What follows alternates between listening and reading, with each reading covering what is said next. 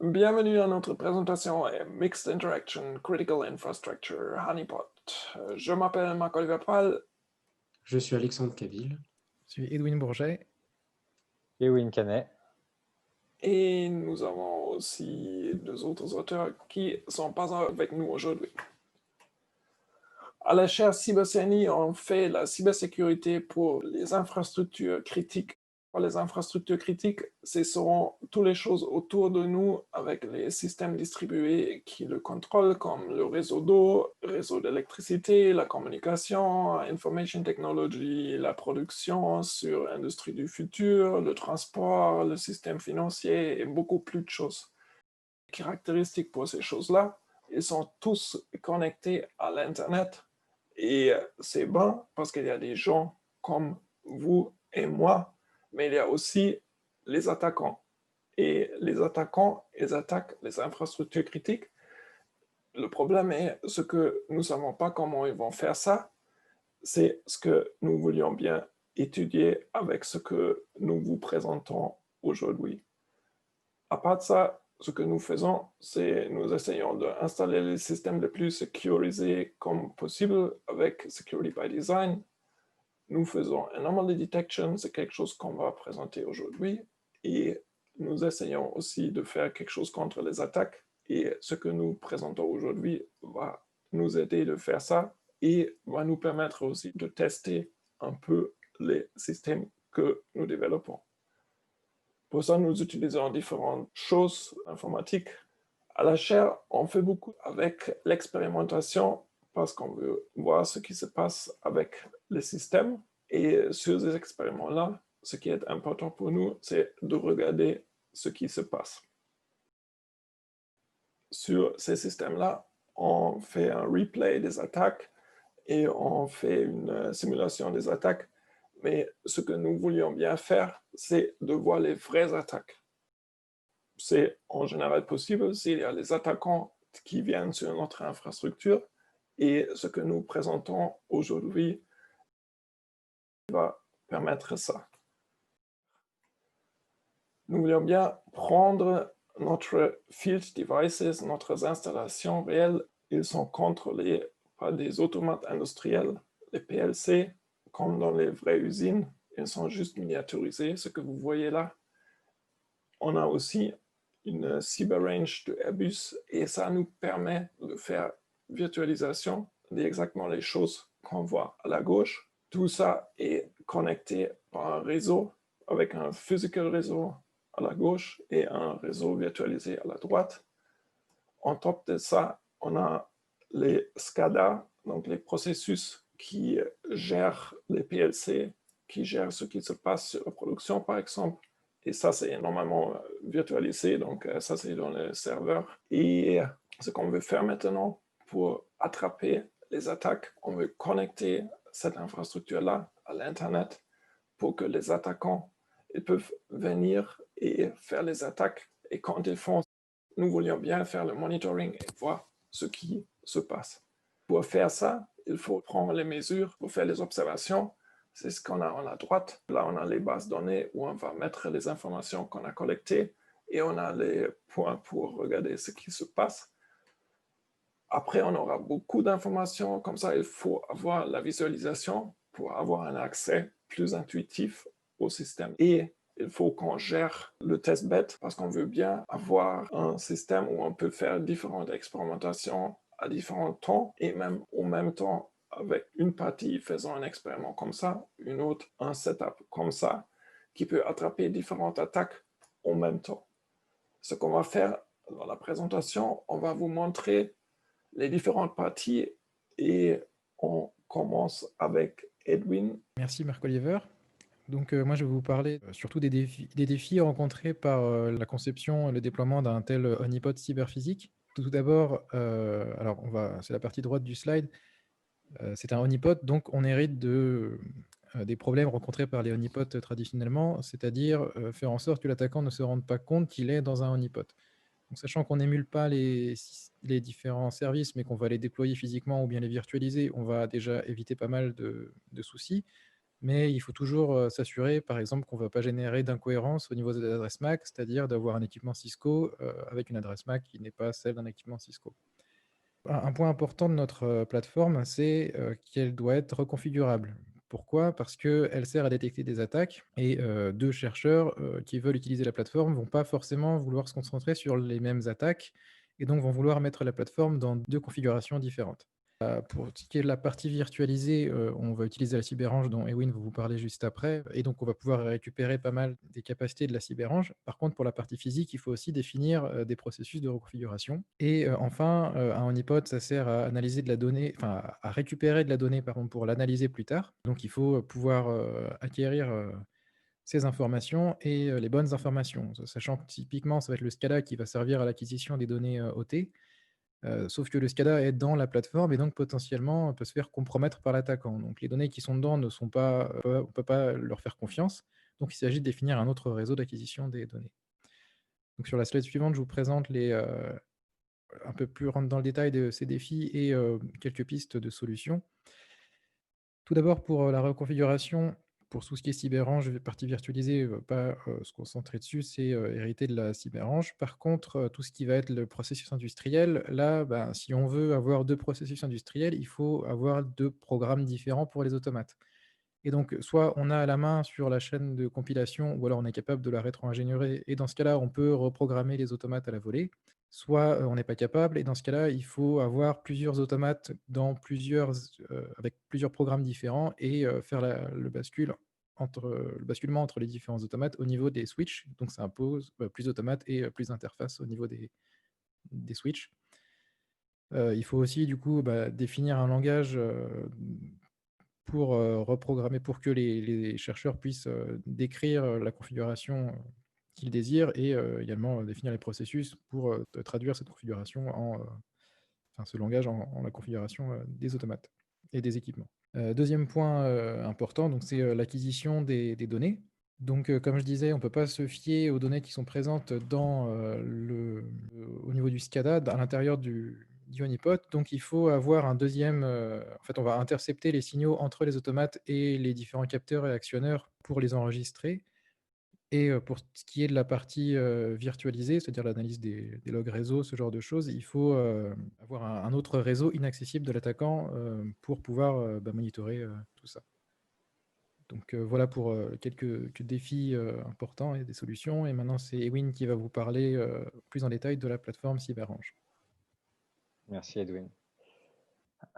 Du coup, la cyberrange aujourd'hui, pour le projet, en fait, à quoi elle va servir? Du coup, comme ce que disait Edwin, elle va permettre de répondre à quelques problématiques.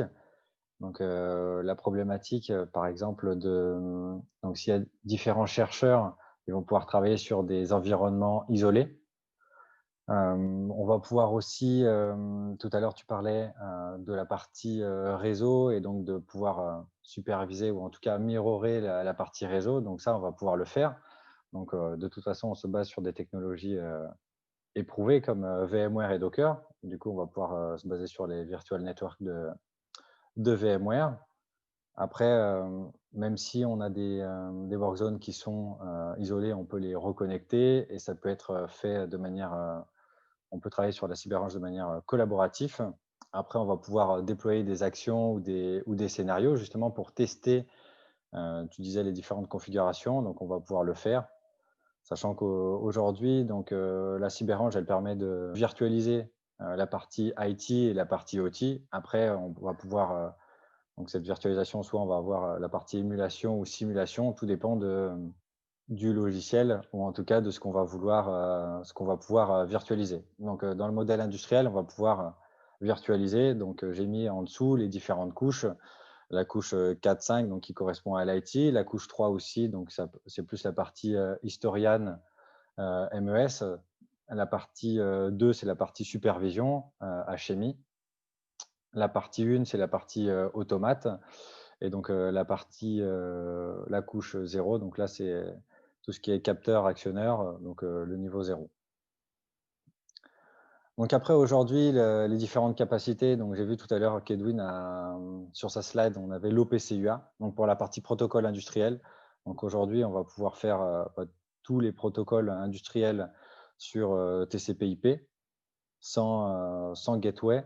Donc, Modbus, DNP3, OPC-UA, pardon, S7com, donc protocole propriétaire de Siemens, UMAS, donc ça c'est du Modbus avec différents codes fonctions de Schneider et autres.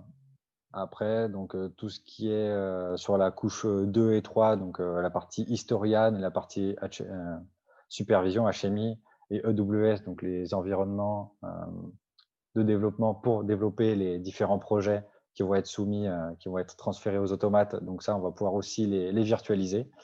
Et après, pour la partie L0, donc la partie vraiment process, donc là, on va utiliser différents logiciels, donc que ce soit MATLAB, LabVIEW ou autres, pour simuler le process industriel.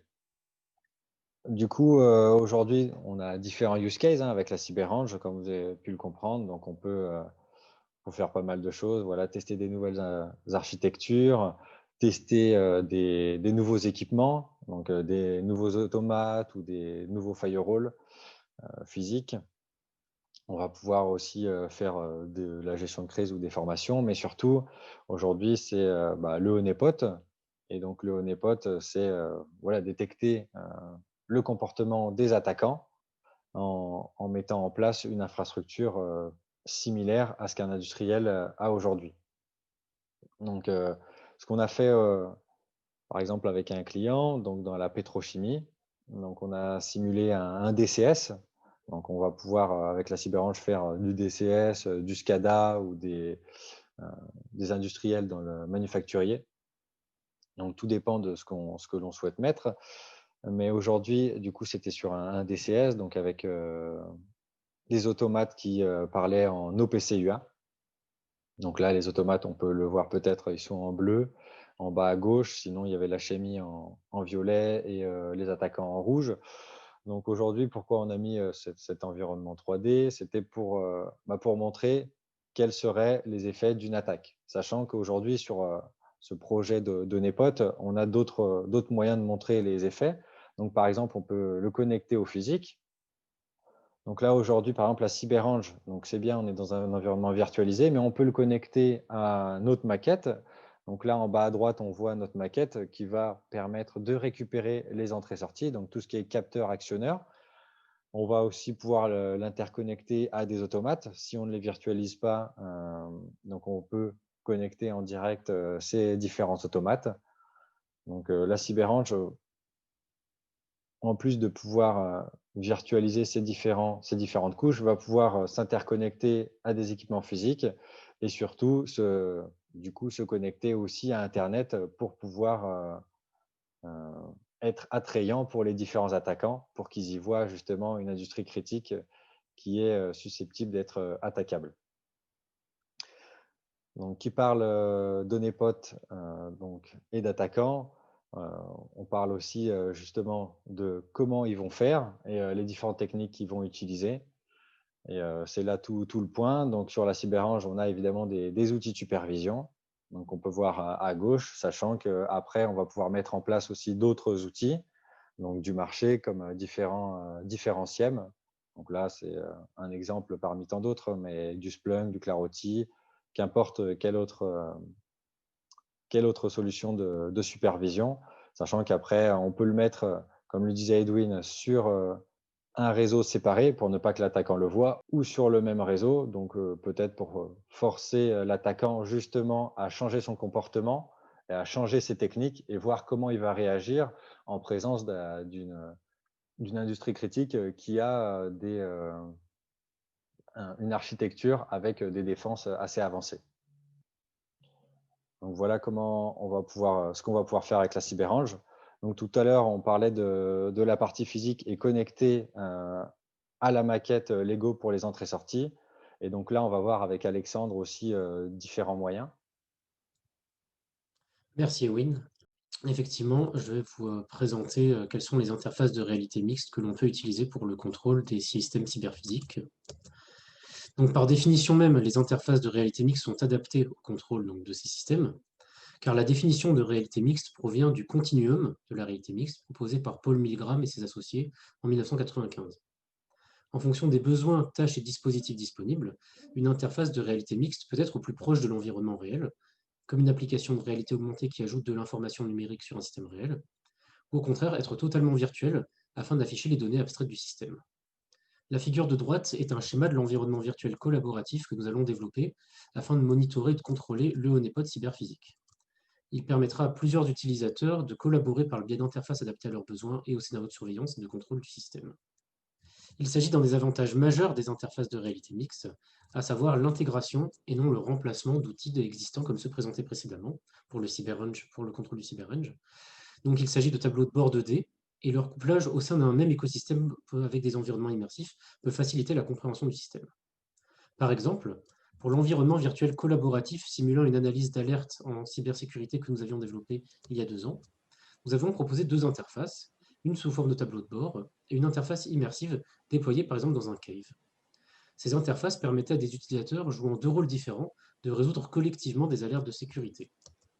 La représentation des actions des utilisateurs au sein du même environnement a facilité l'échange entre utilisateurs et leur coordination.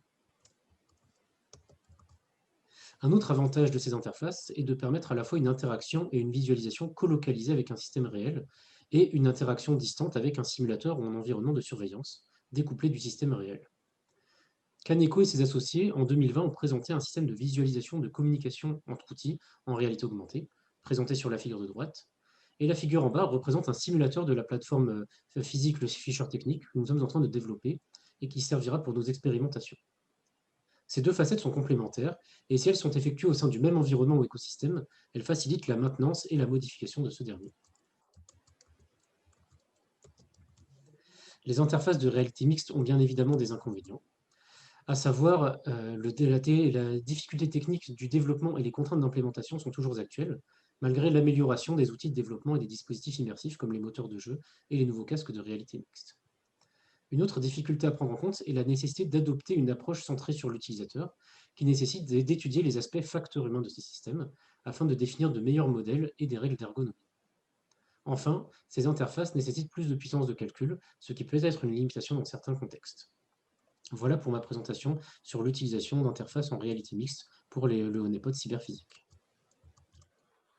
Très bien, donc nous avons vu les différents aspects du honeypot et du testbed, ce que nous sommes en train de créer. Vous avez déjà vu que nous avons déjà fait beaucoup de choses sur ça. Et moi, je suis super ravi sur ce projet parce qu'il met vraiment ensemble différentes choses qu'on avait déjà fait. Et en intégrant tout ça ensemble, quelque chose de beaucoup plus grand est là. Et naturellement, pour faire un honeypot, il faut aussi avoir une connexion. Et à la gauche, comme vous le voyez ici, on va connecter ça à l'Internet. Et après, comme nous avons entendu, on peut faire un expériment et différentes expérimentations en même temps dans le système qu'on a là. Les attaquants, ils peuvent y aller et ils vont être sur les vraies usines miniaturisées chez nous, qui est super parce que comme ça, c'est un vrai système qui est là. Nous avons écouté que la CyberRange nous permet aussi de faire exactement la même chose dans le virtualisé. Ça veut dire que nous pouvons faire une expérimentation qui est scaling. Ça veut dire qu'on peut vraiment faire les grandes expérimentations dedans. Après, on va faire une collection de données avec le monitoring et avec les interfaces que nous avons vraiment la possibilité de voir ce qui se passe dans le temps réel. Ça va vraiment nous aider et permettre de trouver les choses qu'on ne peut pas encore trouver aujourd'hui et je suis très ravi de faire ça. Comme dit au commencement, ce que nous intéresse, c'est de regarder, d'observer ce que font les attaquants dans notre infrastructure et avec l'information que nous avons de ça, nous espérons de faire même mieux pour la security by design, de détecter ce que font les attaquants pour, par exemple, aussi, peut-être, si nous sommes heureux, de détecter un zero-day attack ou choses comme ça, et aussi pour tester nos algorithmes que nous développons à la chaire avec nos partenaires. parce que nous avons une infrastructure où nous pouvons vraiment faire le test et c'est quelque chose d'unique où je suis très ravi d'avoir ça prochaine année. Si nous réussissons, le système n'est pas encore dans la zone rouge, mais protégé contre les attaquants et nous pouvons utiliser toutes les infrastructures critiques que nous avons dedans. Merci beaucoup pour votre attention.